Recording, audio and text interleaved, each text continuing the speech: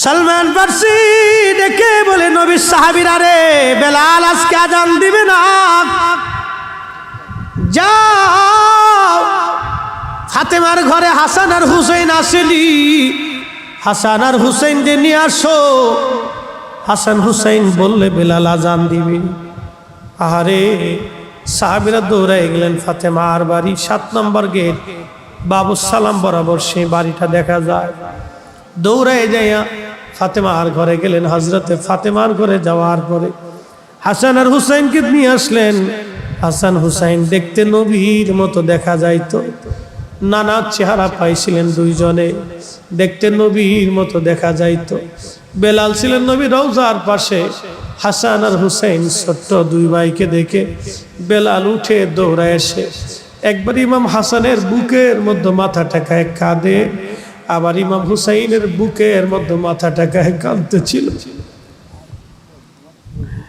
হযরতে বেলাল কাঁদতেছিল।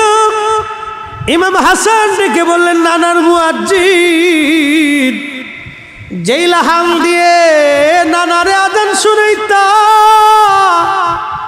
সেই লাহান দিয়ে আমাদেরকেও আজান শোনাও। মসজিদে যাও, মিনারায় যাও, নানার মুয়াজ্জিন আজান আমাদেরকে শোনাও। হযরতে বেলাল একটা দৌড় মেরে স্থির থাকতে পারেন নাই। নবী দৌহিত্র আজান দিতে বলেছেন, একটা দৌড় মেরে মিনারায় উঠে আজান শুরু করলেন। আল্লাহু আকবার, আল্লাহু আকবার। প্রথম শব্দমালা সারা মদিনায় তাহাজ্জুদের সময় রন্দে রন্দে সওয়াই শব্দ পৌঁছায় গেল। মদিনার ঘর থেকে নবীর সাহাবীরা বের হয়ে দৌড় মারছে। যখন আবার বলেন আল্লাহু আকবার, আল্লাহু আকবার, বৃদ্ধ সাহাবীরাও ঘর থেকে বের হয়ে দৌড় মারছে। যখন বলেন আশহাদু আল্লা ইলাহা ইল্লাল্লাহ, ঘর থেকে মহিলারাও বের হয়ে, বাচ্চারাও বের হয়ে দৌড় মারছে। যখন আবার বলল আশহাদু আল্লা ইলাহা ইল্লাল্লাহ, আহারে, মদিনার ভিতরে কান্নার রোল পড়ে গেছে। একটাই কথা, নবী বুঝি ফিরে আসছে রে, নবী বুঝি ফিরে আসছে, নবী বুঝি ফিরে আসছে। সারা মদিনায় কান্নার রোল পড়ে গেল। মদিনার মানুষ ডুকরিয়ে ডুকরিয়ে কান্না করতে লাগছে। যখন হযরতে বেলাল বলেন আশহাদু আন্না মুহাম্মাদুর রাসূলুল্লাহ, বলার সঙ্গে সঙ্গে সব সাহাবী হযরতে বেলাল রাদিয়াল্লাহু আনহু অজ্ঞান হয়ে পড়ে গেলেন। আর মদিনার মাটিগুলি থরথর থরথর করে কেঁপে উঠছে। চিৎকার মেরে বলে যাবে কি আল্লাহু আকবার। মদিনার মাটিগুলি থরথর করে কেঁপে উঠছে। হযরত বেলাল রাদিয়াল্লাহু আনহু অজ্ঞান হয়ে পড়ে গেলেন। যখন তেনার হুঁশ ফিরে আসছে, রওজা শরীফের পাশে যে জালি মোবারকের সঙ্গে মাথাটাকে বেলাল কাঁদে আর বলে, ইয়া নবী আল্লাহ, নবী গো, গোলামকে আসতে বলেছিলেন, আমি গোলাম এসে গেছি। আপনি আমাকে আসতে বলেছেন, আমি আপনার জিয়ারতে আসছি। আজান দিতে বলেছিলেন, আজান দিয়েছি। হুজুর, আগে আজান দিলে আপনি নামাজে আসতেন, আপনার চেহারা দেখি কলিজা ঠান্ডা করতাম। আজকে আজান দিছি, নবী আপনি আসেন নাই। যেই আজানে নবী আসবে না, সেই আজান আমি আর কোনোদিন দেব না গো নবী। যেই আজানে নবী আসবে না, সেই আজানে আমি কোনোদিন দেব না গো নবী। হযরতে বেলাল যখন কালেমা পড়লেন, কালেমা পড়ার পরে বেলালের মনিব তাকে ধরে নিয়ে আসছে। তারিখের মধ্যে দেখা যায়, জীবনীর মধ্যে দেখা যায়, হযরতে বেলাল সকাল থেকে সন্ধ্যা পর্যন্ত প্রচন্ড উত্তপ্ত বালুর মধ্যে বেলালকে শুয়ে রাখা হইতো। বুকের মধ্যে পাথর চাপা দিয়ে হাত পা বেঁধে রেখে মরুভূমির বালুর মধ্যে বেলালকে ফেলে আসা হতো। প্রচন্ড উত্তপ্ত বালু আর পাথরগুলি গরমে গরমে গরম হইয়া হযরতে বেলালের শরীর বালিগুলি লেগে লেগে সিটে সিটে ফুসকা পরে পরে ঘা হয়ে যাইত। কল্পনা করতে পারবেন, সকাল থেকে সন্ধ্যা পর্যন্ত এইভাবে চলত। শুধু একটাই কথা ছিল, বেলাল কালেমা সারবি, যদি কালেমা সারিস তাহলে তোকে মুক্ত করে দেওয়া হবে। বেলাল একটাই কথা বলতো, মানুষ কাফের রানে জীবন দিয়ে দিব, কিন্তু নবীর কদম দেব না। জোরে বলা যাবে কি সুবহানাল্লাহ। সকাল থেকে সন্ধ্যা একটা লোকরে এইভাবে গরমের মধ্যে উত্তপ্ত রাখা হতো, ফুসকা পরে পরে ঘা হইত। এই ঘায়ের উপরে বেলালকে চাবুক দিয়ে পিটানো হতো, ফিনকি মেরে মেরে রক্ত বের হতো, চামড়াগুলি উঠে ফেলে দেয়া হতো। মৃত্যুর কঠিন যন্ত্রণায় বেলাল রাদিয়াল্লাহু আনহু ওই অত্যাচারের যন্ত্রণায় মাঝে মধ্যে গুংরাইতেন, শব্দ হতো আর আহাদ আহাদ বলে কাঁদতো। আল্লাহ এক, আল্লাহ এক, আল্লাহ এক এক বলে কাঁদতে থাকতো। আমাদের দেশে সাধারণত একজন মানুষকে কেউ যদি মারে তো 10 জন ঠেকাইতে আসে। গোলামীর জীবনে বেলালকে এত পরিমাণে মারা হয়েছে, বেলালের এত পরিমাণে মারা হয়েছে, এইভাবে তাকে মারা হইতো, কেউ ঠেকাইতে আসতো না। 1 নম্বরে সে ছিল গোলাম, 2 নম্বরে সে ছিল নিগ্রো। 1 নম্বরে সে ছিল গোলাম, 2 নম্বরে ছিল নিগ্রো। গোলামীর জীবনে কেউ তাকে সাহায্য করার জন্য আসতো না, কেউ তাকে সাহায্য করার জন্য আসতো না। বেলাল গুমরাইতেন, কাঁদতে থাকতেন, দীর্ঘদিন পর্যন্ত অত্যাচার চলল। মাঝে মধ্যে খাবার দেওয়া হতো, মাঝে মধ্যে না খেয়ে রাখা হতো। এইভাবে হযরত বেলালের জীবন পার হয়, জীবন পার হয়।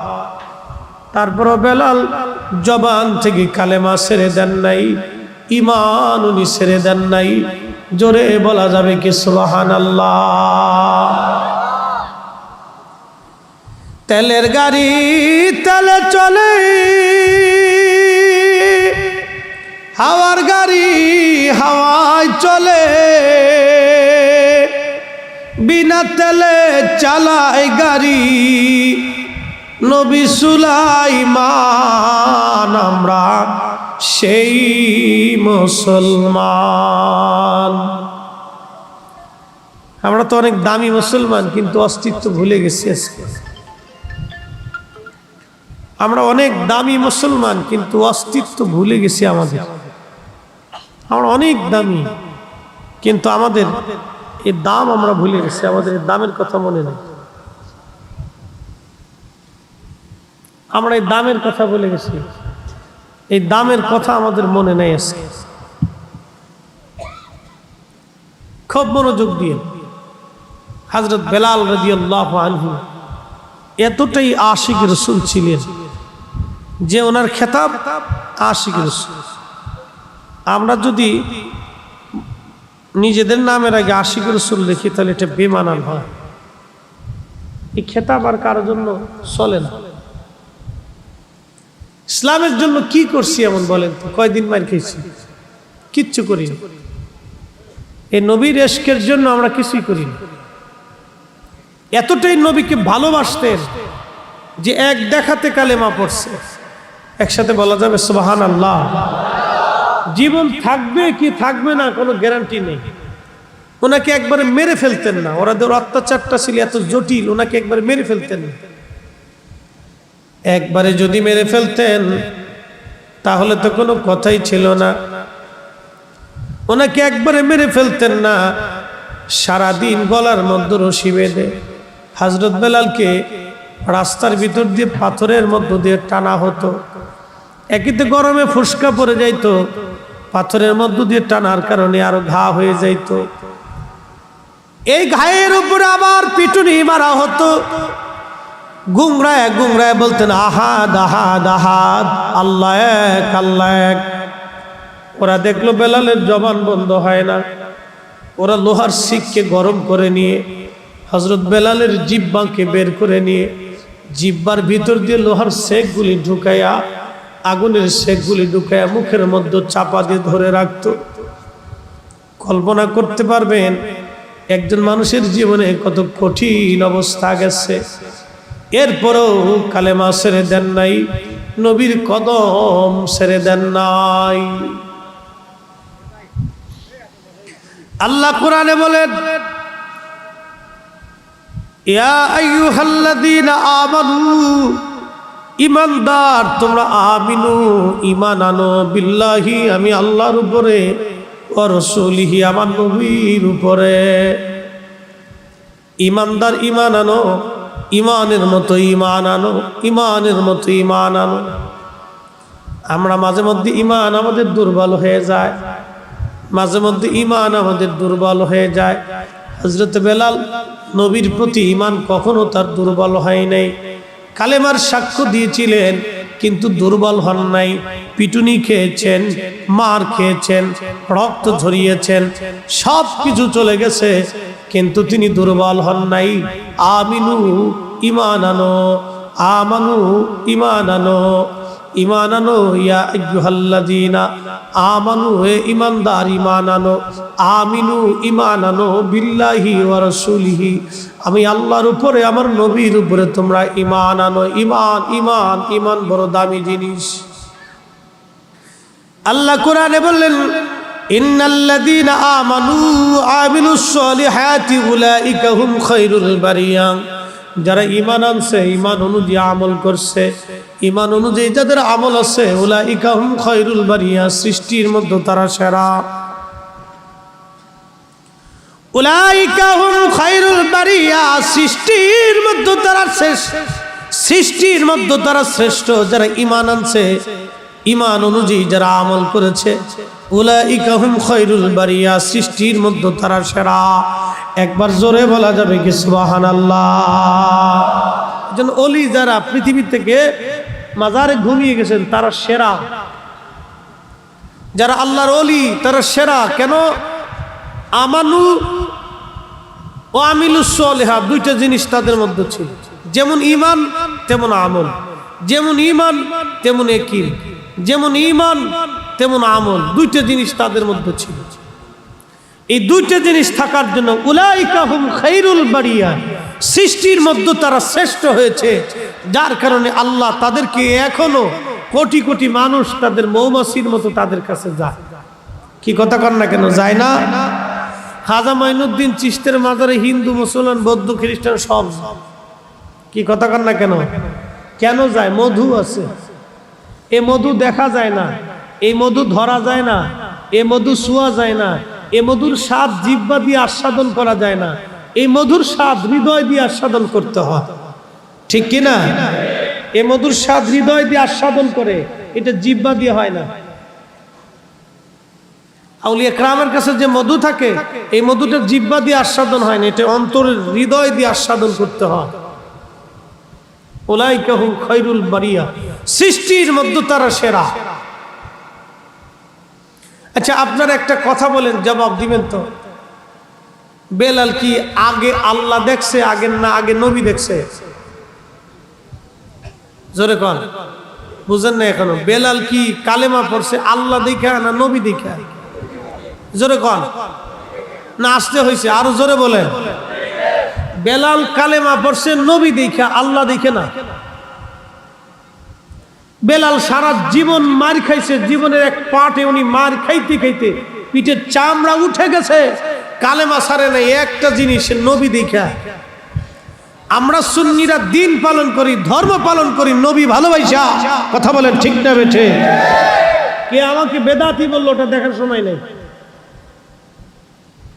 কে আমাকে সাতা বেদাতি বললো ওটা দেখার সময় নেই। বেলালের ভালোবাসার জন্যে, সাহাবায়ে কেরামের ভালোবাসার জন্য, ত্যাগের জন্য আল্লাহ কোরআনের আয়াত নাজিল করলেন এইভাবে, আমিনু কামা আমানান নাস। খুব মনোযোগ দিয়ে। সাহাবীরা আল্লাহ চিনেছে নবী দেখে, সাহাবীরা আল্লাহ বুঝেছে নবী দেখে, সাহাবীরা কোরআন শিখেছে নবী দেখে, সাহাবীরা নামাজ পড়েছে নবী দেখে, সাহাবীরা জিকির করেছে নবী দেখে, সাহাবীরা জীবন করেছে নবী দেখে, সাহাবীরা আল্লাহ চিনেছে নবী দেখে, সাহাবীরা আল্লাহ বুঝেছে নবী দেখে, সাহাবীরা তাওহীদ শিখেছে নবী দেখে, সাহাবীরা দিন বুঝেছে নবী দেখে, সাহাবীরা দিনকে ভালোবেসেছে নবী দেখে, সাহাবীরা জীবন করেছে নবী দেখে, সাহাবীরা যুদ্ধের ময়দানে যুদ্ধ করতে করতে শহীদ হয়েছে নবী দেখে, সাহাবীরা জিহাদের ময়দানে নিজের কলিজা কেটে দিয়েছে নবী দেখে। নবী দেখেই সাহাবীরা সবকিছু করেছে। আমরা বর্তমানে যারা আছি নবী দেখি নাই, কিন্তু আমরা কাজ করি নবীকে ভালোবেসে। কথা বলেন ঠিক কিনা? পার্থক্য কিন্তু অনেক বিরাট। আমাদেরকে যারা বেদাতি বলে তাদের সাথে আমাদের অনেক বড় তফাৎ। এরা সরাসরি আল্লাহ পাইতে চায়, আর আমরা আল্লাহ পাইতে চাই নবী দিয়া। পার্থক্য কি? আমরা আল্লাহ পাইতে চাই নবী দিয়া, আল্লাহ ভালোবাসতে চাই নবী দিয়া, আর এরা সরাসরি আল্লাহ ভালোবাসতে চায়। আল্লাহ বলছেন, কুল, হুজুর আপনি বলেন, ইন কুনতুম তুহিব্বুনাল্লাহ, যদি কেউ আমি আল্লাহকে ভালোবাসতেই চায় তো তাকে বলো ফাত্তাবিউনি, সেজন্য তোমার ইত্তেবা করে। ইত্তেবা দুই ধরনের, একটা হলো এমনি সাধারণত অনুসরণ, আর একটা হলো মহাব্বতের অনুসরণ। মহাব্বত নিয়ে অনুসরণ, আর একটা হলো মহাব্বত ছাড়া অনুসরণ। আমরা সুন্নিরা অনুসরণ যতটুকুনি করি সেটা কলিজায় মহাব্বত দিয়ে করি, তাজিমের সাথে করি। কথা বলেন ঠিক কিনা? আমার মাথায় কি আছে জোরে বলেন। হ্যাঁ, আসতে হয়ে গেছে। কি আছে? টুপি। এই টুপি কি দিয়ে বানাইছে? কাঠ, কাপড় দিয়ে। কি দিয়ে? কাপড়। এই কাপড়টা হয় তুলার গোডাউনে ছিল, আর না হয় এটা পাটের গোডাউনে ছিল। পাট অথবা তুলা দিয়ে একটা কাপড় তৈরি করা হলো। এই কাপড়টা একটা কোম্পানিতে ছিল। এই কোম্পানির থেকে এই কাপড়টা আসছে একটা দোকানে, একটা দোকান থেকে কাপড়টা আসছে দর্জির দোকানে। দর্জির দোকানে আসার পরে এই কাপড়ের ভাগ্যের পরিবর্তন হয়েছে। এই কাপড় দিয়ে বানানো হয়েছে মোজা, এটা পায়ে পরে। এই কাপড় দিয়ে বানানো হয়েছে জাঙ্গে, এটা আন্ডারগ্রাউন্ডে চলে যায়। মোজাতেও কেউ চুমা দেয় না, আন্ডারগ্রাউন্ডের ওই জাঙ্গেতেও কেউ চুমা দেয় না, এই পায়জামাতেও কেউ চুমা দেয় না, লুঙ্গিতে কেউ চুমা দেয় না। এই টুপিটা, এই কাপড়টার টুপির রঙে লেভেলে তৈরি হইয়া এই কাপড়টাই চলে আসলো মাথায়। বুঝে যাবে, এই কাপড়টা ছিল একটা দোকানে, দর্জির দোকানে আসার পর এটার ভাগ্যের চেঞ্জ হলো। এটা চলে গেলে কোনোটা মোজায়, কোনোটা জাঙ্গে, কোনোটা পায়জামা, কোনোটা লুঙ্গি, কোনোটা প্যান্ট, কোনোটা হাফ প্যান্ট, কোনোটা গেঞ্জি, কোনোটা শার্ট, চলে গেল। কিন্তু এগুলির কেউ সুমা দেয় না। কিন্তু যখন এটা নবীর রঙে রঙিন হইয়া আল্লাহ রসুলের একটা সুন্নতের আকার ধারণ করে যখন মাথায় চলে আসলো, তখন এই টুপিটা পরে যাওয়ার পরে আমাদের দেশের মানুষ এটা চুমা খায়। কথা বলেন ঠিক না বেঠে? কেন? নবীর কারণে। কোন কারণ? জোরে কোন, আরো জোরে বলেন। এটার ভাগ্যের পরিবর্তন কোন কারণে? নবীর কারণে। এই জন্য আমরা সুন্নিরা আল্লাহ পাইতে চাই নবী দিয়ে, আমরা আল্লাহ বুঝতে চাই নবী দিয়ে, আল্লাহ চিনতেও চাই নবী দিয়ে, আল্লাহকে ভালোবাসতেও চাই নবী দিয়ে। এই জন্য আমরা নবীর কথা বলি, নবীর কাজ করি, নবীর ভালোবাসা বেশি দেখাই বিদায়।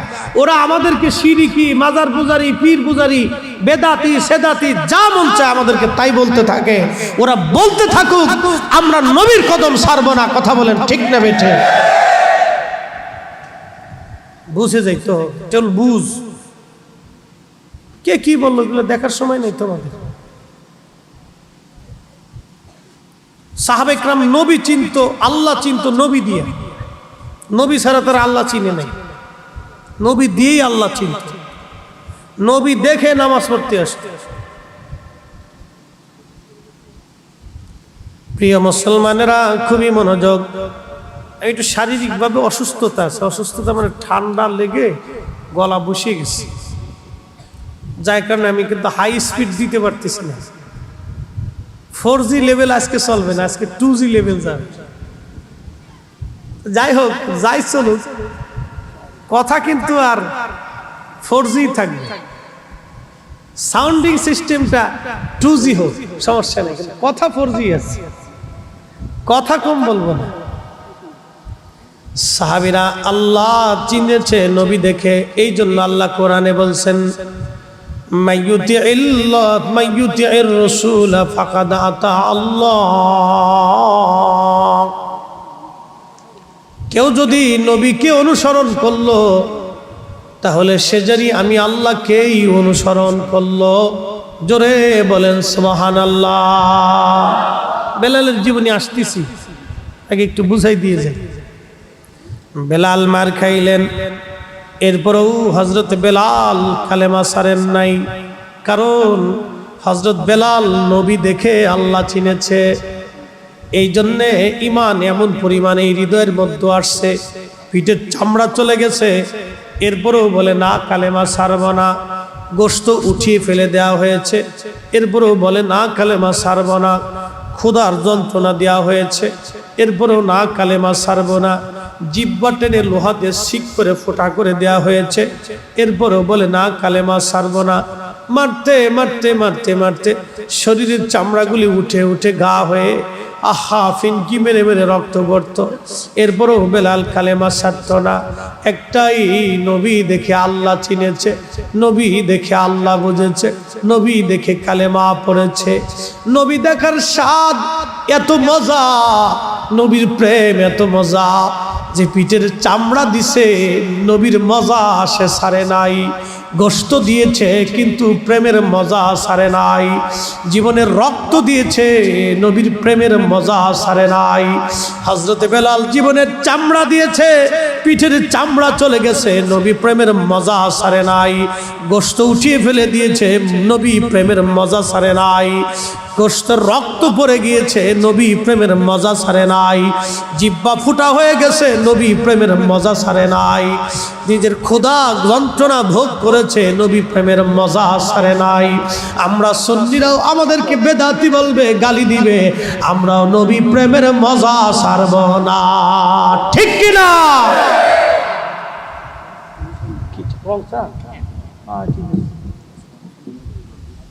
সালাতুন ইয়া রাসূলুল্লাহ,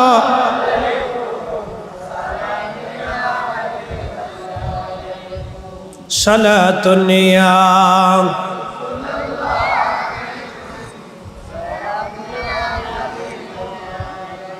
সালাতুন ইয়া রাসূলুল্লাহ।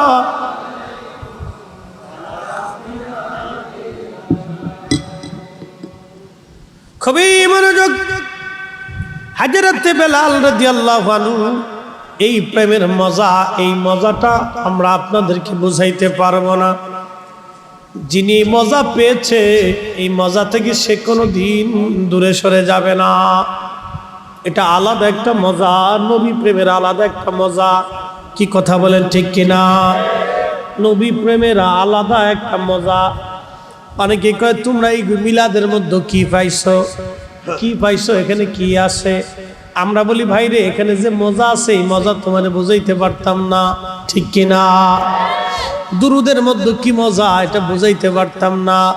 দাঁড়ায় নবীর সালাম দেওয়ার মজা তোমাদেরকে বুঝাইতে পারতাম না। হযরত বেলাল রাদিয়াল্লাহু তাআলা আনহু মক্কি জীবনে হযরত আবু বকর সিদ্দিক দেখে সহ্য করতে পারলেন না। একদিন বলেন, হুজুর বেলালের কষ্টটা বড়ই মর্মান্তিক, এইভাবে তাকে অত্যাচার করা হয়। ইয়া নবী আল্লাহ, আপনি যদি হুকুম দেন বেলালকে আমি দাসত্ব থেকে মুক্ত করে দেব। আল্লাহর নবী অনুমতি দেওয়ার পরে হযরত আবু বকর সিদ্দিক রাদিয়াল্লাহু আনহু অনেক টাকা দিয়ে উমাইয়ার কাছ থেকে বেলালকে কিনে নিয়ে আসলেন। কিনে আনার পরে হযরত আবু বকর রাদিয়াল্লাহু আনহু বেলালকে আজাদ করে দিলেন, মুক্ত করে দিলেন। মুক্ত করে দেওয়ার পরে হযরত বেলাল নবীজির সঙ্গে হিজরত করে মক্কা থেকে মদিনায় চলে আসলেন। মদিনাতে আসার পরে মদিনাতে আযান প্রবর্তন হলো। আল্লাহর নবী ডাক দিলেন, বেলাল কোথায় তুমি? লাব্বাইক ইয়া নবী আল্লাহ। যাও মিনারায় যাও, আযান দাও। তুমি আজকে থেকে এই মসজিদের মুয়াজ্জিন। জোরে বলেন মারহাবা।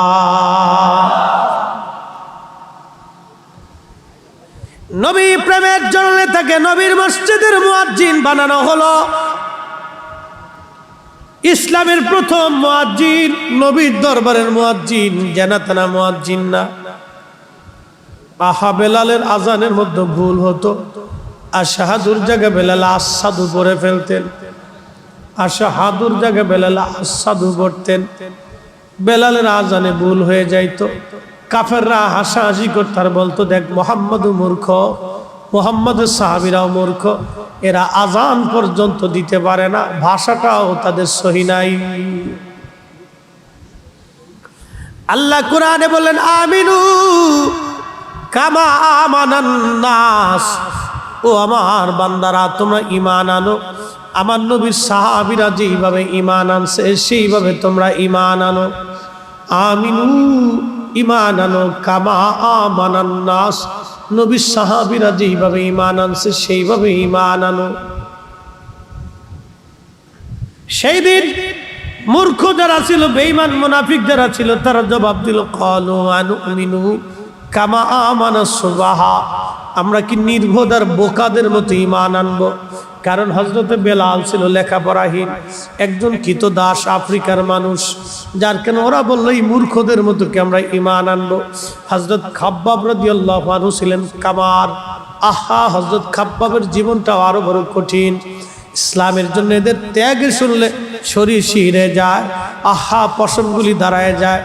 একদিন হযরত ওমর রাদিয়াল্লাহু আনহুর সামনে দাঁড়ায় গেলেন। দাঁড়ানোর পরে পিঠের চাদর সরে গেল। সরে যাওয়ার পরে হযরত খাব্বাবের পিঠের মধ্যে বড় বড় গর্ত হয়ে গেছে। জায়গায় জায়গায় সাদা সাদা সাদা সাদা হয়ে গেছে। হযরত ওমর ডেকে বললেন, খাব্বাব রে, তোমার কি বসন্ত হয়েছিল কোনদিন? বসন্তের কারণে কি গোশত পচে পচে খসে গেছে? খাব্বাব বলেন, আমিরুল মুমিনিন, আমার জীবনে কোনোদিন বসন্ত হয় নাই। তাহলে বলো রে খাব্বাব, তোমার পিঠের মধ্যে এরকম বড় বড় গর্ত কেন? জায়গায় জায়গায় গোশত নাই, সাদা সাদা ফ্যাতফ্যাতা হয়ে গেছে, কারণ কি? হযরত খাব্বাব চোখের পানি ছেড়ে দিয়ে বললেন, চোখের পানি ছেড়ে দিয়ে বললেন, ইয়া আমিরুল মুমিনিন, আপনারা মনে করেন শুধু দিনের জন্য আপনাদের বড় ত্যাগ আছে? আমি যেই দিন কালেমা পড়েছিলাম মক্কাতে, আমি ছিলাম কামার। আমি লোহা লক্কর দিয়া, আমি লোহা টোহা দিয়ে অস্ত্রপাতি বানাইতাম। আমি কামার হওয়ার কারণে, নিম্ন বৃত্তের মানুষ হওয়ার কারণে মক্কার মানুষ আমাকে ধরে ফেললো। আমার হাত পা গুলি ওরা বেঁধে ফেললো। আমি যে আগুন দিয়ে লোহা দিয়ে অস্ত্র বানাইতাম, ওই কয়লাগুলি তারা মাটির মধ্যে বিছাইয়া ওই কয়লার উপরে আমার চিৎ করে শোয়াইয়া 10-12 জনে আমাকে পিউক এবং পিঠের পাথর চাপা দিয়ে ধরে রাখতো। আমার চামড়াগুলি পুড়ে পুড়ে গোশত পড়ে যাইতো, গোশতগুলি পুড়ে পুড়ে চর্বি পড়ে যাইতো, চর্বিগুলি পুড়ে পুড়ে রক্তগুলি পড়ে পড়ে কয়লাগুলি নিভে যাইতো। আবার কয়লা বিছাইয়া ওই আগুন তো উত্তপ্ত কয়লাগুলির উপরে আবার আমাকে শোয়াইতো।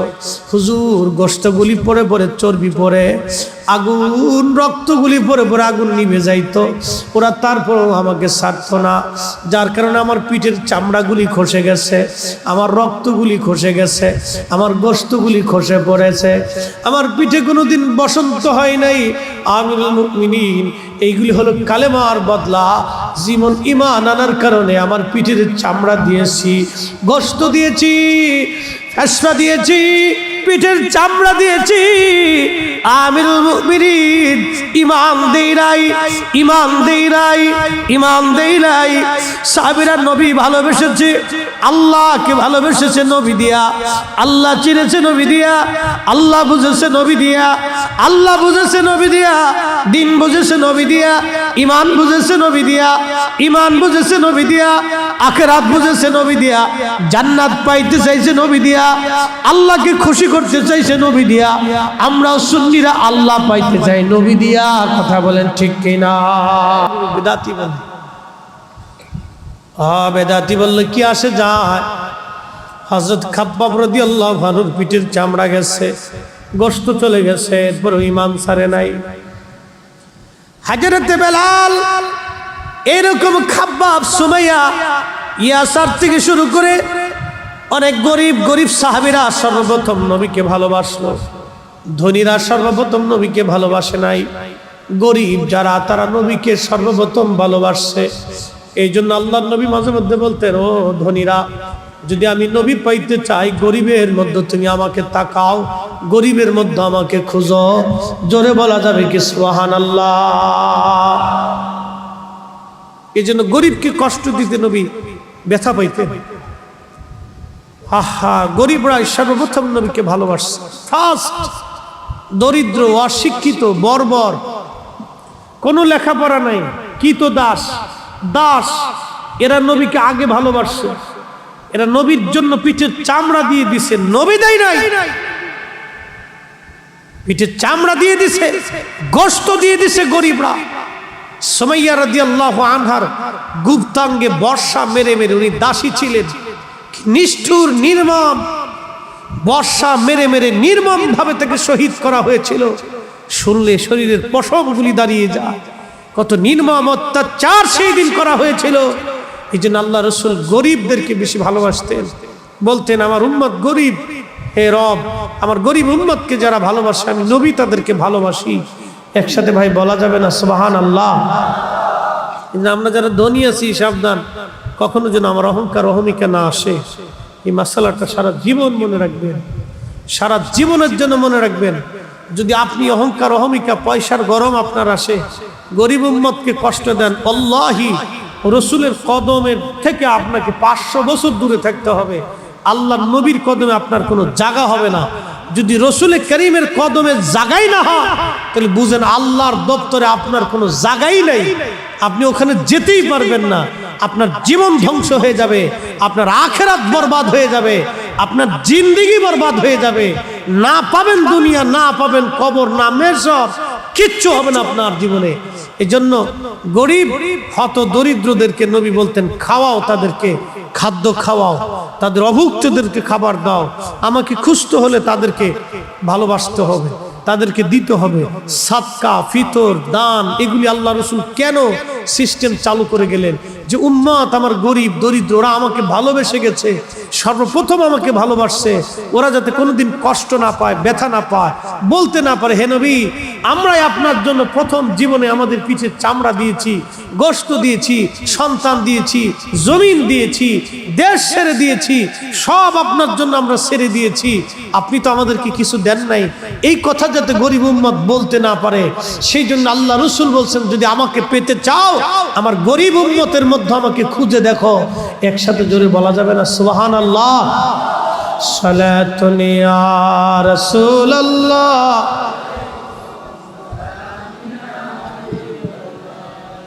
সালাতুন ইয়া রাসূলুল্লাহ,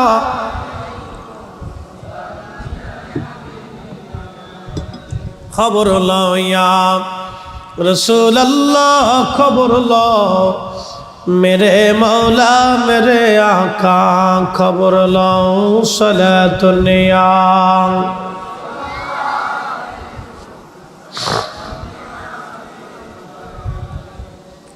সেই দিন গরিবরা কালেমা পড়ার জন্য কাফেররা বলো নির্বোধদের মতো কি আমরা ঈমান আনবো? ক্বালু আনুমিনু কামা আমানাস সুফাহা,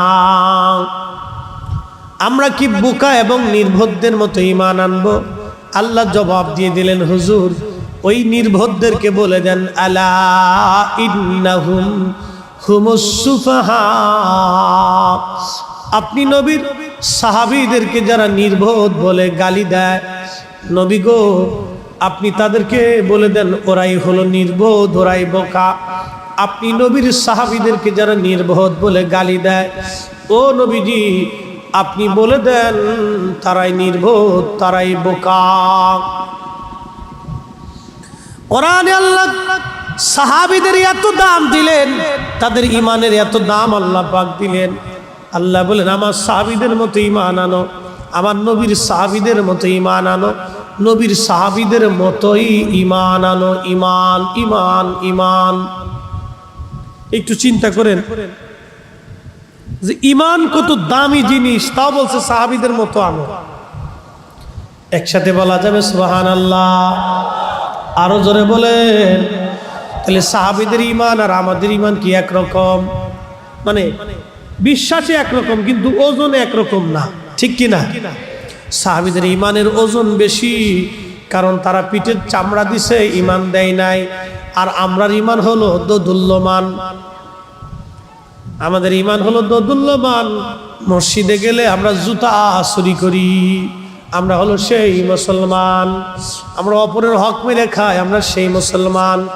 আমরা ঘুষ খাই, আমরা সেই মুসলমান। আমরা আর এক মুসলমানের রক্ত চুষে খাই, আমরা সেই মুসলমান। তেলের গাড়ি তেলে চলে, হাওয়ার গাড়ি হাওয়ায় চলে, বিনা তেলে চালাই গাড়ি নবী সুলাইমান। আমরা সেই মুসলমান, আমরা সেই মুসলমান। আব্দুল্লাহ ইবনে মুবারকের বাবা হযরত মুবারক রাহমাতুল্লাহ আলাইহি অনেক বড় আল্লাহওয়ালা ব্যক্তি ছিলেন। হযরত ইমামুল আজমের জমানার ব্যক্তি ছিলেন, সাহাবীদের জমানার ব্যক্তি ছিলেন, তাবিঈ ছিলেন। হযরত আব্দুল্লাহ ইবনে মুবারক রাহমাতুল্লাহ আলাইহির আব্বাজান কৃতদাস ছিলেন, গোলাম ছিলেন। একজন তুর্কি মুসলমানের গোলাম ছিলেন। এই তুর্কি ছিল অনেক বিরাট বড় ধনী ব্যক্তি, তার অনেক বড় বড় ফলের বাগান ছিল। একটা ফলের বাগান ছিল আনারের ফলের বাগান, আনার। হযরত মুবারক একদিন ডাক দিয়ে বলেন, মুবারক তুমি তো যুবক। হযরত মুবারক রাহমাতুল্লাহ আলাইহি গোলামিও করতেন, সারা রাত নামাজ পড়তেন, সারা রাত নামাজে কাটাইতেন, সারাদিন মনিবের বাড়ি কাজ করতেন। যুবক মুবারক, তোমাকে আমি আনারের বাগানের দায়িত্ব দিলাম, তুমি আনারের বাগান খুঁজে খুঁজে দেখবা, আনারের বাগান তুমি পাহারা দিবা, আনারের বাগানের দেখভাল করবা।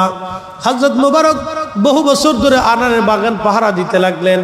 একদিন মালিক তাকে ডাক দিয়ে বলেন, মুবারক তুমি আনারের বাগান থেকে কিছু আনার আমার জন্য নিয়ে আসো, তবে টক আনার আনবা, মিষ্টি আনার আমি খাবো না। হযরত মুবারক রাহমাতুল্লাহ আলাইহি আনারের বাগানে গেলেন, আনার নিয়ে আসলেন। মালিক আনার খাওয়ার পরে বললেন, মুবারক আনার তো আনলি, তো মিষ্টি আনার, টক আনার না। এবার মুবারক রাহমাতুল্লাহ আলাইহি ডাক দিয়ে বলেন, মালিক টক না মিষ্টি আমি কি করে বুঝবো? বলি, এত বছর আনারের বাগান পাহারা দিস, এত বছর আনারের বাগান তুমি পাহারা দাও, তুমি কি জানো না কোনটা টক কোনটা মিষ্টি? হযরত মুবারক রাহমাতুল্লাহ আলাইহি তাকে বললেন, হুজুর ওগো মালিক, আমি এত বছর আনারের বাগান পাহারা দেই বটে, কিন্তু একটা দিনের জন্য আমি আনার খাই নাই। বলে, কেন রে মুবারক, আনার খাস নাই কি জন্য? বলে, মালিক আপনি আমাকে আনারের বাগান পাহারা দিতে বলেছেন, কিন্তু আনার তো খাইতে বলেন নাই, এই জন্য আমি এত বছর একটা আনারও কোনোদিন মুখে দিয়ে দেখি নাই। কোনটা টক কোনটা মিষ্টি একবার জোরে বলা যাবে কি সুবহানাল্লাহ? আমরা সেই মুসলমান মসজিদে জুতা চুরি করি, আমরা সেই মুসলমান রাস্তায় পড়ে তা 5টা পর্যন্ত পকেটে ডুয়াই লাই। আমরা সেই মুসলমান 100 টাকার জন্য মিথ্যা কথা বলি। আমরা সেই মুসলমান, আমরা সেই মুসলিম। আর একজনের জমিন ধান আমার খেতে চলে আসলে ওদের কাটতে লিয়ে রাখতে দিই। আমরা হেতা মুসলমান, মুসলমান হতে হবে, মুসলিম। আল্লাহ বলে, লা তামুতুন্না ইল্লা ওয়া আনতুম মুসলিমুন।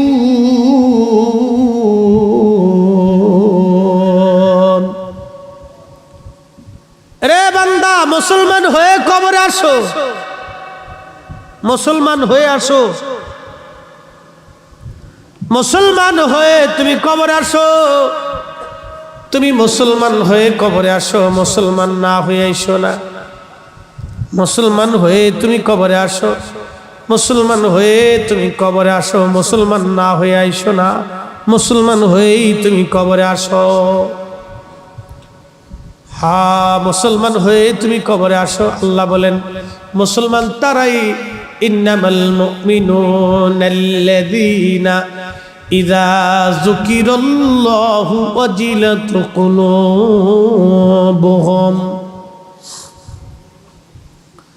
মুসলমান তাকেই বলা হয় মুমিন, সে যার অন্তরে আল্লাহর স্মরণ আসার সঙ্গে সঙ্গে আল্লাহর ভয়ে অন্তরটা থরথর থরথর থরথর করে কাঁপতে থাকে। বুঝেন নাই মনে হয়? বুঝাই বলি, তাকেই মুসলমান বলা হয়। তিনি মুমিন মুসলমান, যার অন্তরে আল্লাহর স্মরণ আসছে, আসার সাথে সাথে অন্তর আল্লাহর ভয়ে থরথর থরথর থরথর করে কাঁপতে থাকবে। হায় আল্লাহ, উপায় কি? আমি গুনাহ করে ফেলছি, আমার উপায় কি? আমার উপায় কি হবে? আমি গুনাহ করে ফেলছি, আমার ভুল হয়ে গেছে আল্লাহ, ভুল হয়ে গেছে। যে বারবার বারবার আল্লাহর কাছে সারেন্ডার করে, বারবার বারবার আল্লাহর কাছে তওবা করে, বারবার বারবার আল্লাহর কাছে ক্ষমা চায়, গুনাহ করার পরপরই ক্ষমা চায়, আল্লাহর ভয়ে অন্তরটা কাঁপতে থাকে। আল্লাহ বলেন ইন্নামাল মুমিনুন, নিশ্চয় তারাই মুমিন, ইযা যুকিরাল্লাহু ওয়াজিলাত কুলুবুহুম, যাদের অন্তর আল্লাহর ভয়ে থরথর থরথর করে কাঁপতে থাকে, তারাই মুমিন মুমিন মুমিন। একবার জোরে বলা যাবে কি সুবহানাল্লাহ? আমাদের দেশে কয়জন আছে বলেন তো গুনাহ করার পরে অনুতপ্ত হয়? কয়জন আছে বলেন? জাগার উপরে মিথ্যা কথা বলতেছে, ডাহা মিথ্যা কথা, কিন্তু অনুতপ্ত নাই।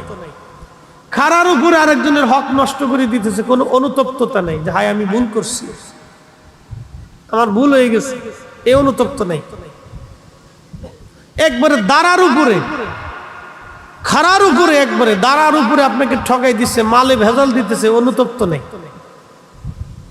মালে কম দিয়ে দিতেছে, অনুতপ্ত নাই যে আমি ভুল করতেছি, আমার ভুল হয়ে গেছে, কোনো হৃদয়ে অনুতপ্ততা নাই। যার অন্তরে অনুতপ্ততা নাই, বুঝবেন এটা আজাজিল। আজাজিলের জীবনে দুইটা ভুল ছিল। 7 লক্ষ বছর ইবাদত করছে, মুআল্লিমুল মালায়েকা হয়েছে, প্রিন্সিপাল অফ মালায়েকা, চ্যান্সেলর অফ মালায়েকা, ফেরেশতাদের চ্যান্সেলর ছিল, ফেরেশতাদের প্রধান ছিল সে, চ্যান্সেলর অফ মালায়েকা, ফেরেশতাদের চ্যান্সেলর। সে ওয়াজ করার পরে কোটি কোটি ফেরেশতারা বসে বসে কাঁদতো। আর সে আজিমের নিচে ইয়াকুত জমররদের মিম্বর আল্লাহ বানাই দিয়েছিল, মিম্বর, এ বসে বসে ওয়াজ করতো।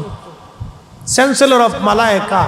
আল্লাহ বলেন উসজুদু লি আদম, আদমকে সেজদা দাও, আদমের দিকে সেজদা দাও। সব ফেরেশতা সেজদায় পড়ে গেল, ইল্লা ইবলিস, ইবলিস শুধু দাঁড়ায় রইল।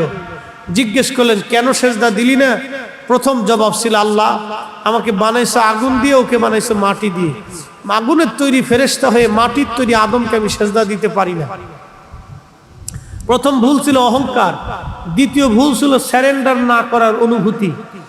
যদি সে সারেন্ডার করতো যে আল্লাহ আমার ভুল হয়ে গেছে। 2 নম্বর ভুল ছিল সে ভুল স্বীকার করে নাই। যদি বলতো আল্লাহ আমার ভুল হয়ে গেছে, আপনি আমার মাফ করে দেন, আল্লাহ কিন্তু ওকে সাথে সাথেই মাফ করে দেয়। সে সারেন্ডার করে নাই, ভুল স্বীকার করে নাই, বরং ভুল করার পরেও আবার অপব্যাখ্যা করছে। আমার দেশের নজদি যারা আছে তারা বলে আল্লাহর নবীর জীবনে আলিফ বাতাসা নবী পড়তে পারতেন না, নবী আলিফ বাতাসা জানতেন না। আমাদের দেশে যে বুকে হাত বেঁধে একদল নজদি আছে, বুকে হাত বেঁধে নামাজ পড়ে, ওরা বলে মুহাম্মদ সাল্লাল্লাহু আলাইহি ওয়াসাল্লাম আমাদের মতো মানুষ ছিলেন বিদায় তার মুখ থেকে দুর্গন্ধ আসতেন। মুহাম্মদ সাল্লাল্লাহু আলাইহি ওয়াসাল্লাম আমাদের মতো মানুষ ছিলেন বিদায় সে জীবনে ভুল করে গেছে। তারা নবীর ভুল ধরে, কিন্তু তারা আবার ভুল ধরার পরেও আবার এর পক্ষে যুক্তি এবং দলিল দেয়। তারা যুক্তি এবং দলিল তালাশ করে, কিন্তু ভুল হয়েছে এটা স্বীকার করে না। ওরা আর আজাজিলের মধ্যে কোনো তফাৎ নাই। কথা বলেন ঠিক না বেটে? কোনো তফাৎ আছে? এই কথা বলেন, তফাৎ আছে? আজাজিলও ভুল হয়েছে কিন্তু সারেন্ডার করে নাই।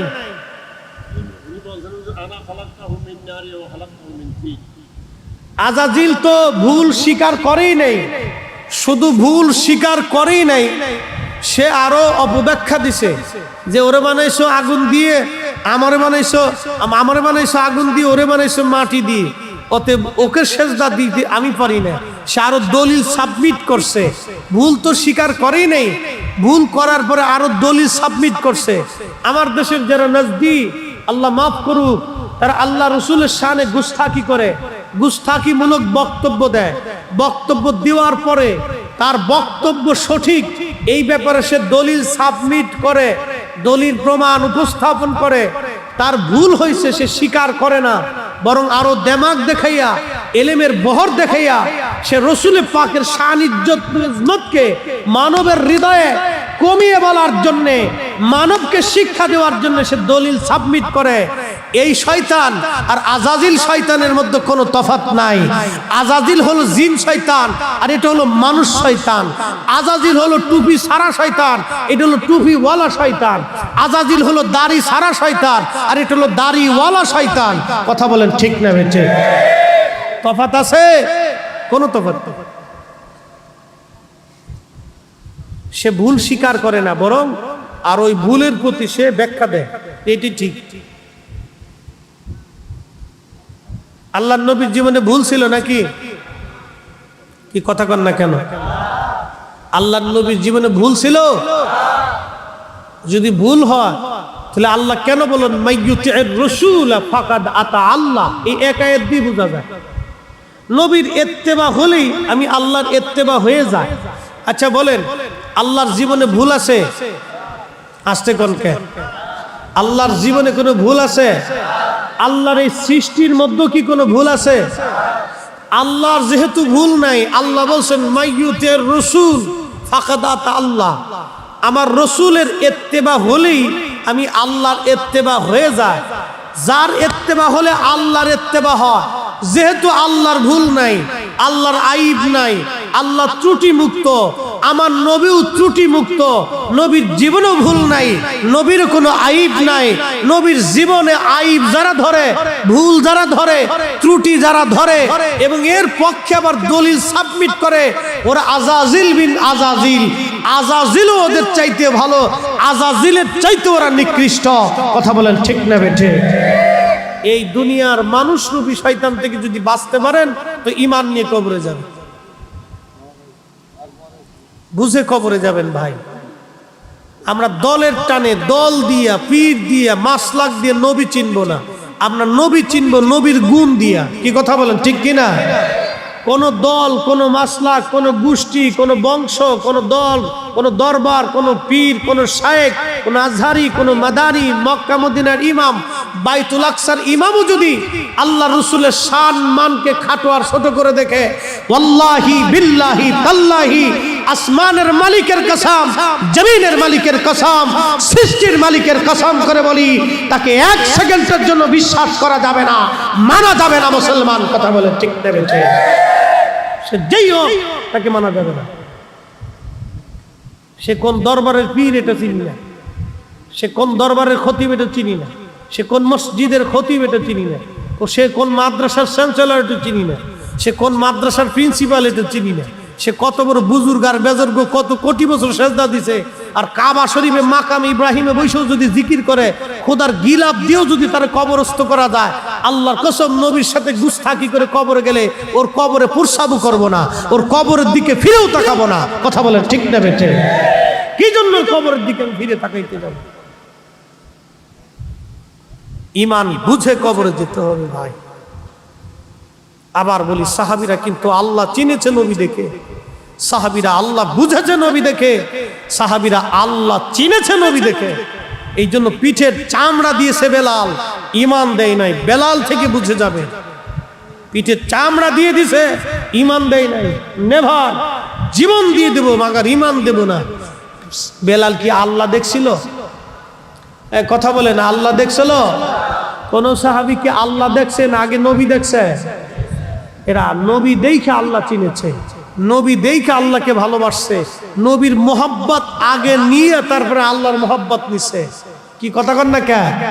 আর আল্লাহ কি বলছে? কুলিং কুনতুম, বলে দেন তুহিব্বুন আল্লাহ, আমি আল্লাহকে ভালোবাসতে চাইলে আপনি নবীকে আগে বাসতে হবে। সুবহানাল্লাহ বলবেন? একসাথে বলি তো আল্লাহু আকবার। তাহলে বলেন আমরা সুন্নিরা হকে আসি না বেহকে আসি? বুঝে আসি না বেবুঝে আসি? বুঝেই আসি। এখন কেউ যদি আমারে বেদাতি করতে বলতে পারে, আমি তো তার জবান সিলাই দিয়ে রাখিনি, আর তার জবান সিলাই দেওয়ার সুযোগ আমার নেই।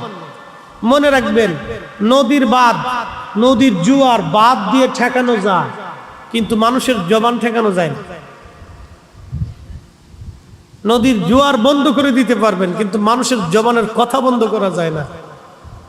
কে কি বললো এগুলি দেখার সময় নেই। সাহাবীদেরকে নির্বোধ বলতো, বুকা বলতো, পাগল বলতো, ছাগল বলতো, গালিগালাজ করতো। সাহাবীরা নবীর কদম ছেড়ে দেয়।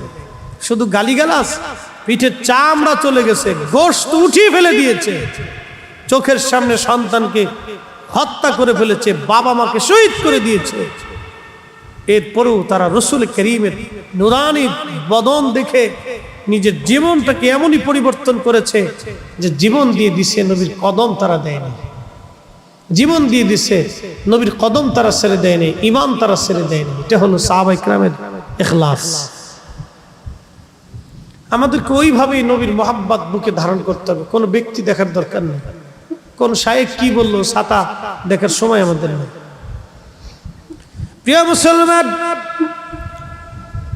হযরত বেলাল রাদিয়াল্লাহু আনহু মসজিদের মুয়াজ্জিন হয়ে গেলেন। আজানে ভুল হয়, কাফেররা বারবার সমালোচনা করে মুহাম্মদ মূর্খ, মুহাম্মাদের অনুসারীও মূর্খ, নাউজুবিল্লাহি মিন জালিক। নবীকে গালিগালাজ করত, সাহাবীদেরকে তারা গালিগালাজ করত। আল্লাহর হাবিবের জীবনধারায় প্রিয় নবীজির ইন্তেকালের সময় ঘনিয়ে গেলেন। অনেক বড় লম্বা ওয়াজ, জীবনের বিরাট একটা অংশে হযরত বেলাল আজান দিয়েছে। আহা, বিরাট বড় নবীর মসজিদের মুয়াজ্জিন ছিলেন বেলাল। সারা জীবন আজান দিলেন, বিনিময়ে একটা পয়সাও তিনি গ্রহণ করেন নাই। মসজিদে নবীর পাশে বনু নাজ্জার গোত্রের একজন মহিলা ছিল। এই মহিলার ঘরের ছাদটা উঁচু ছিল। এই উঁচু ছাদের উপরে দাঁড়ায় বেলাল আজান দিতেন। বেলালের আজানের তাসির এমন পরিমাণে ছিল, ওই আজান শোনার পরে মদিনার সব সাহাবীরা ঘর থেকে বের হয়ে আল্লাহর নবীর কদম মোবারকে তারা ছুটে চলে আসতো। আজানের আওয়াজ যখন বেঁচে যাইতো, ওই আজানের আওয়াজ শুনে কোনো সাহাবী ঘরের মধ্যে থাকতে পারে নাই। সাহাবীরা ঘর থেকে বের হয়ে চলে আসতো। আল্লাহর নবীর ইন্তেকালের সময় ঘনায় গেল। সময় ঘনিয়ে যাওয়ার পরে আল্লাহর হাবিবের ইন্তেকাল মোবারক হয়ে গেল। মদিনায় সাহাবীদের কান্নার রোল বেড়ে গেল। সমস্ত সাহাবী পাগল পারা হয়ে গেলেন, নবী নাই, নবী নাই, নবী নাই, নবী নাই, নবী নাই। বুঝেনি তো, যেই নবীর বিরহ বেদনা সহ্য করতে না পেরে একটা মরা কাঠ জিন্দা হয়ে গেছিল। নবীজি খুতবা দিতেন প্রত্যেক মিম্বর শরীফে। প্রত্যেক জুমাতে মিম্বর ছিল না, মরা একটা কাঠ ছিল, খেজুর গাছের শুকনা কাঠ। কাঠের নাম উস্তুনে হান্নানা। এই মরা কাঠের উপরে দাঁড়াইয়া মরা কাঠের সাথে হেলান দিয়ে নবী খুতবা দিতেন। প্রত্যেক জুমাতে খুতবা দেন। সাহাবীরা বলেন, হুজুর আপনি যদি চান নতুন একটা মিম্বর শরীফ বানায় নিয়ে আসবো, আপনি ওই মিম্বরে বসে বসে খুতবা দিবেন, বসে বসে আমাদেরকে নসিহত শোনাবেন। হুজুর আপনার দাঁড়ায়া দাঁড়ায় কষ্ট হয়। আল্লাহর নবী রাজি হয়ে গেলেন। সাহাবীরা একটা মিম্বর তৈরি করে নিয়ে আসলেন। পরের জুমাতে ওই মিম্বর শরীফের দাঁড়ায়া নবী খুতবা শুরু করে দিলেন। এমন সময় মসজিদের ভিতর থেকে কান্নার আওয়াজ আসে, ডুকরিয়ে ডুকরিয়ে শিশু বাচ্চার মতো কে জানি কান্না করতে থাকে। সাহাবীরা কে জানি কান্না করে। মসজিদে নববীর ভিতরে একজন আর একজনের চেহারার দিকে তাকায়। কে কান্না করে রে? একজন আর একজনের চেহারার দিকে তাকায় দেখে, আহা, কেউ তো কান্না করে না, তাহলে কে কান্না করে? তাকায় দেখলো মিম্বরের দিক থেকে কান্নার আওয়াজ আসে। নবীজি খুতবা বন্ধ করে দিলেন। খুতবা বন্ধ করার পরে আল্লাহর হাবিব তাকিয়ে দেখলেন মরা কাঠ, খেজুর গাছের শুকনো কাঠের জীবন এসে গেছে। খেজুর গাছের শুকনো কাঠে জীবন এসে গেল। ওই জীবন এসে নবীজির পিছনে দাঁড়িয়ে দাঁড়িয়ে ডুকরিয়ে ডুকরিয়ে ফুফায় ফুফায় কাঁদতেছে। নবীজি বুকের মধ্যে জড়িয়ে ধরে বলেন, উস্তের হান্না না, কি জন্য তুমি কান্না করো? খেজুর গাছের শুধু কান্নায় আসে নাই, জবান আল্লাহ খুলে দিলেন। খেজুর গাছের মরা কাঠ জিন্দা হয়ে কথা বলা শুরু করলো। বলে, হুজুর আমি কান্না করি, আপনি নবীর বিরহ বেদনা সহ্য করতে না পেরে আমি কান্না করতেছি। চিৎকার মেরে বলা যাবে কি, ইয়া রাসূলুল্লাহ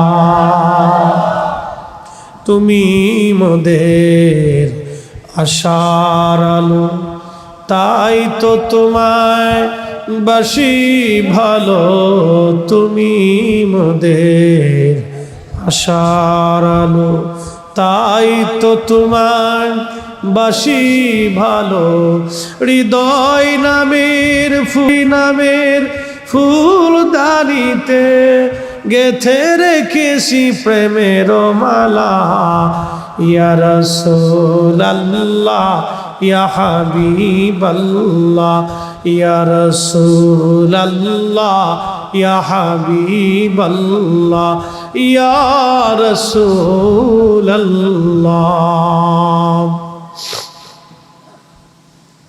একটা মরা কাঠের জীবন এসে গেল। জীবন জীবন জীবন কল্পনা করতে পারবেন, একটা মরা কাঠ, খেজুর গাছের শুকনা কাঠ, মাটির মধ্যে খুঁটি হিসেবে গাড়া ছিল।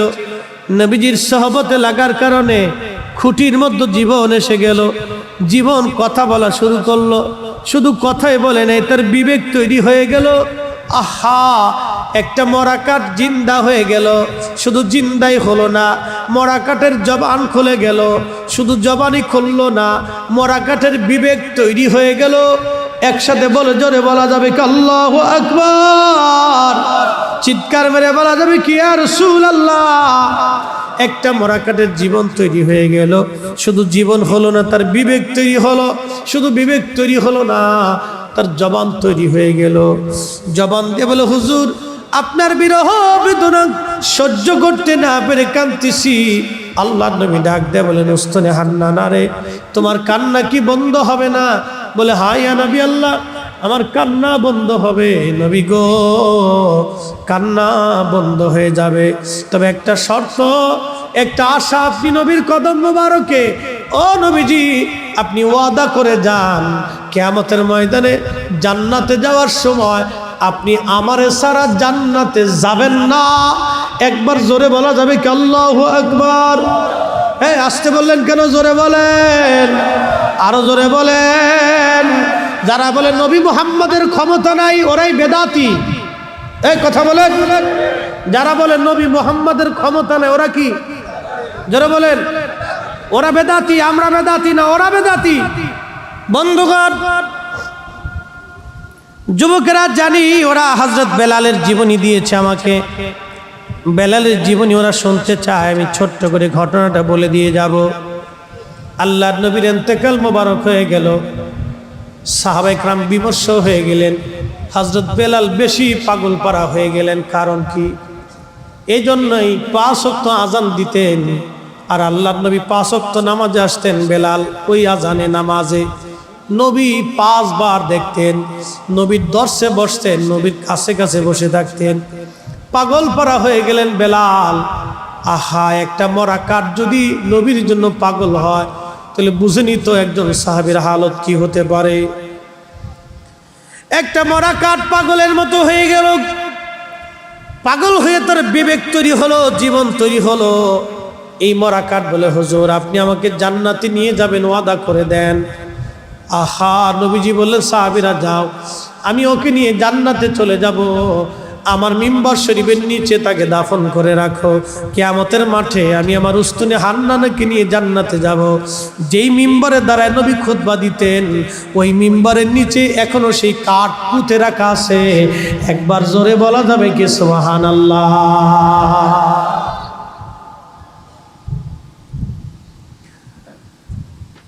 আমরা যে তার আদরের উম্মত, কয়দিন কেন্দেছি। রসুল আমার আল্লাহর হাবিব আখেরি নবী,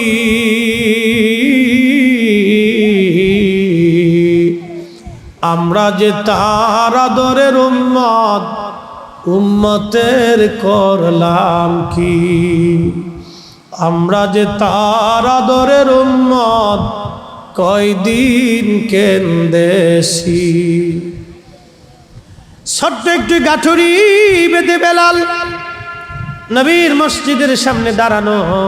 আবু বকর ডাক দে বলে, বেলাল রে, কি জন্য তুমি দাঁড়াইছো? গাঠুরি কেন রে বেলাল? বলে, হুজুর বিদায় দেন, আর মদিনায় আমি থাকবো না, সিরিয়াতে আমি চলে যাব। কি জন্য রে বেলাল? হুজুর, আমি মদিনায় থাকতে পারবো না। বেলাল, বলো কিসের অভাব? কে তোমাকে মারছে? কেউ কি তোমাকে গালমন্দ করেছে? যদি বলো, বাইতুল মাল থেকে মাসিক বেতন ধার্য করে দেব। বেলাল বলেন, আবু বকর, টাকার অভাব না, কেউ আমাকে গালিও দেয় নাই, তবে এই মদিনায় থাকা আমার পক্ষে সম্ভব না। কেন বলবি নি? তোর কিসের অভাব? বেলালের একটাই কথা, আবু বকর, আমার একটা অভাব কি কোনোদিন পুরা করে দিতে পারবা? বল বেলাল, কি বলতে চাও? হুজুর, আগে আজান দিলে নবী নামাজে আসতো, এখন আজান দিলে নবী নামাজে আসে না। বলো রে আবু বকর, আমি আজান দিলে কি নবী নামাজে আসবে? আমি আজান দিলে কি নবী আনতে পারবা? আগে আজান দেওয়ার পরে সুন্দর চেহারা দেখে কলিজার তৃষ্ণা মিটাইতাম। এখন আজান দিলে নবী আসে না, নবী দেখি না। বেলাল এইভাবে কাঁদতে লাগছে। আবু বকর ডাক দিয়ে বলেন, বেলাল, তুই কি নবীরে ভালোবাসিস? আমি কি নবীরে ভালোবাসি না? আবু বকর, তুমি নবীরে ভালোবাসো, আমিও নবীরে ভালোবাসি। তোমরা নবীর রওজা শরীফ দেখলে সহ্য করতে পারো, আমি বেলাল যখন নবীজি রওজা শরীফের দিকে তাকাই, আমার কলিজা ফেটে আসে, আমি সহ্য করতে পারি না, আমি পাগলের মতো হয়ে যাই। আবু বকর, বিদায় দাও, আর মদিনাতে আমি থাকবো না। হযরত বেলাল রওনা হয়ে গেলেন, চলে গেলেন সিরিয়াতে। বহুদিন পরে নবীজি স্বপ্ন দেখায়, কিরে বেলাল, কেমন জুলুম তুমি আমার সঙ্গে শুরু করছো?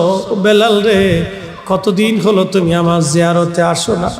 বেলাল আয়, কতদিন হলো তোমার কণ্ঠের আজান আমি শুনি না? বেলাল রে আয় আয়, আমি নবীর আজান শোনাইয়া যা। সিরিয়া থেকে বেলাল পাগলের মতো দৌড় মারছে, দৌড়াইয়া পাগলের মতো বেলাল মসজিদে নববীতে আসছে। তখন তাহাজ্জুদের সময়। প্রিয় নবীজির রওজা শরীফ কাঠের জালি মুবারক দিয়ে ঘিরে রাখা ছিল। ওই জালির পাশে বসে জালি মুবারকের সঙ্গে মাথা ঠেকাইয়া বেলাল ডুকরিয়ে ডুকরে কাঁদে আর বলে, হুজুর, গোলামকে আসতে বলেছিলেন, গোলাম আসছে। নবী গো, আজান দিতে বলেছেন, আমি আগে আজান দিলে আপনি নবী নামাজ আসতেন, এখন আজান দিলে কি আপনি নবী নামাজ আসবেন? হুজুর, যেই আজান দিলে নবী নামাজ আসবে না, সেই আজান আমি বেলাল দিব না। নবী বলেন, আপনি আসবেন, আমি বেলাল আজান দিব। ডুকরিয়ে ডুকরিয়ে কাঁদতেছিলেন। নতুন মুয়াজ্জিন আসে তাহাজ্জুদের আজান দেওয়ার জন্যে। আইসে দেখলেন নবীর মুয়াজ্জিন বসে বসে কান্দে। ডাক দেয়া বলে, মদিনাবাসী শুনছ? নবীর মুয়াজ্জিন এসে গেছে, আসো। নবীর মুয়াজ্জিন এসে গেছে, আসো। সারা মদিনায় থেকে সাহাবীরা দৌড়ে আসছে। বেলাল বুঝি ফিরে আসছে। সাহাবীরা দৌড়ে এসে দেখেন হযরত বেলাল বসে বসে কাঁদতেছে। সাহাবীরা এসে বললেন, বেলাল, আজান দাও, কতদিন হলো তোমার কণ্ঠের আজান শুনি না। পুরা মসজিদ সাহাবীদের ভরে গেল।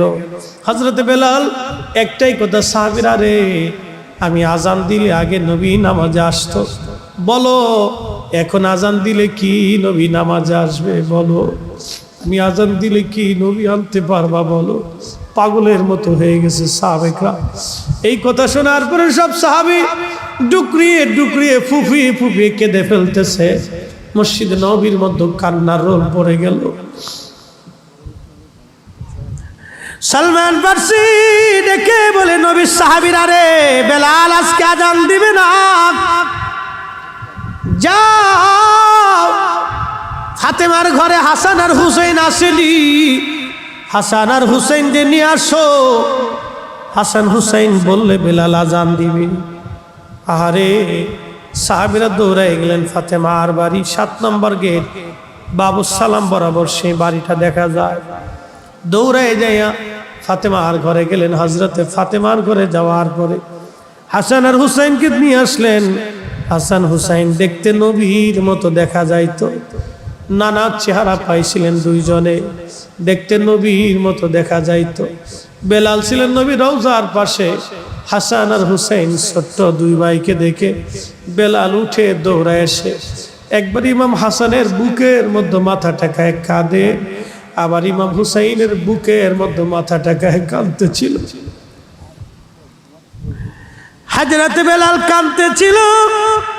ইমাম হাসান ডেকে বললেন, নানার মুয়াজ্জিন, যেই লাহান দিয়ে নানারে আজান শুনাইতা, সেই লাহান দিয়ে আমাদেরকে আজান শোনাও। মসজিদে যাও, মিনারে যাও, নানার মুয়াজ্জিন আজান আমাদেরকে শোনাও। হযরতে বেলাল একটা দৌড় মেরে স্থির থাকতে পারেন নাই। নবী দৌহিত্র আজান দিতে বলেছেন, একটা দৌড় মেরে মিনারায় উঠে আজান শুরু করলেন, আল্লাহু আকবার, আল্লাহু আকবার। প্রথম শব্দমালা সারা মদিনায় তাহাজ্জুদের সময় রন্দে রন্দে সওয়াই শব্দ পৌঁছায় গেল। মদিনার ঘর থেকে নবীর সাহাবীরা বের হয়ে দৌড় মারছে। যখন আবার বলেন আল্লাহু আকবার, আল্লাহু আকবার, বৃদ্ধ সাহাবীরাও ঘর থেকে বের হয়ে দৌড় মারছে।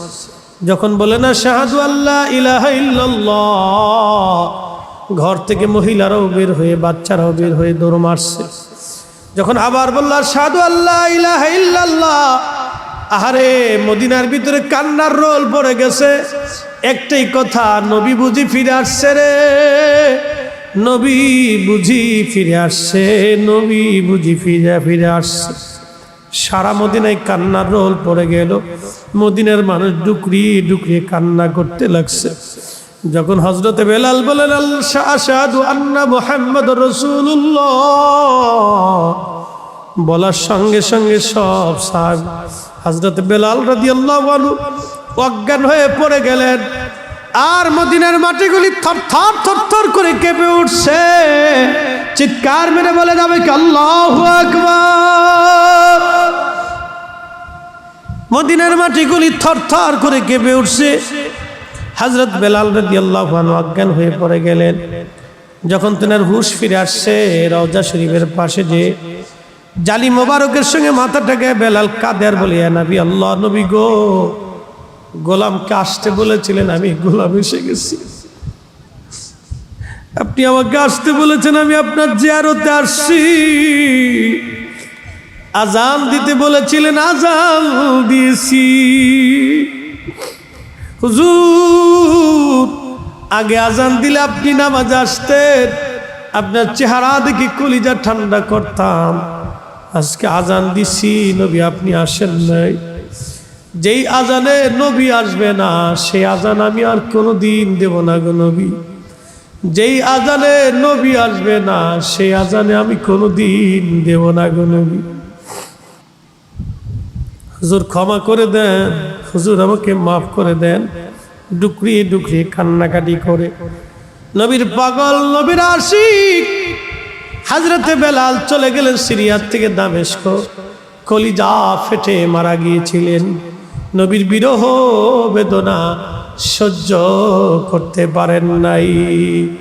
জন্ম আমার নবীর যুগে হলে কেমন হতো, জন্ম আমার নবীর যুগে হলে কেমন হতো।